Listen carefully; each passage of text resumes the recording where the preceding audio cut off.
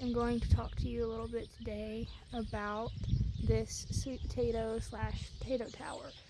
So this is an IBC tank frame. It has just been sitting around for years here, and I have not had time to build more beds, so this is what I used.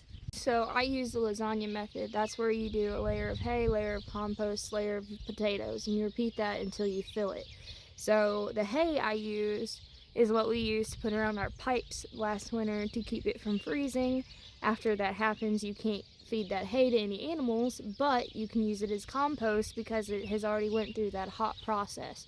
So it won't burn your plants up because it's been rained on and sat for at least a week.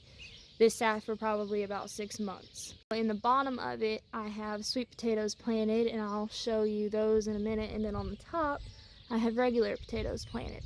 So this is my first year doing a potato tower, but we ran out of room and I have not had time to build any beds, so I thought I would try it out and hopefully we'll have some potatoes this fall. So it rained all last night and it's cold and windy. But on top of this is where my regular potatoes are.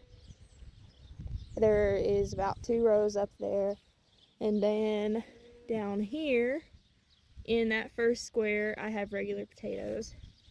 And if we back up a little bit, I have the bottom, this row down is sweet potatoes.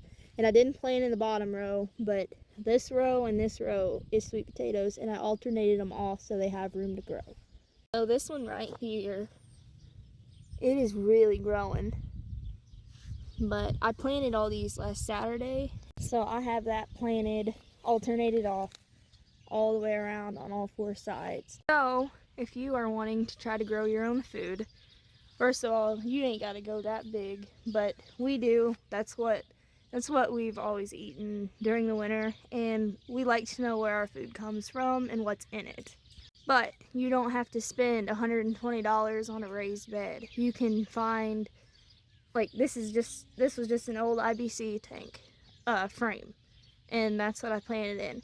This back here, those are leftover timbers from our local sawmill, and they sell them for $15 a bundle. We got 2 bundles, so we built all of this for under $200. So other than we had to pay the hauling, but other than that, those were $15 a bundle. You don't have to go that crazy big. If you're just wanting to grow some for yourself, you don't have to go that wild. But you can use things like this, and I have some old wash tubs that I'll show in just a minute. You can kind of see them back there. But that's what I planted my spinach in, and I have 18 plants, garlic plants over there. So this is an old wash tub. It won't hold water, and I went on ahead and poked more holes in it with a screwdriver. But they were just sitting around. That one's a little bit dented, but I grew spinach in it. There's 18 garlic plants in that one. So you can plant onions, lettuce, carrots, whatever. You can plant them in something as small as that. So gardening doesn't have to be crazy expensive if you just want to plant your own food.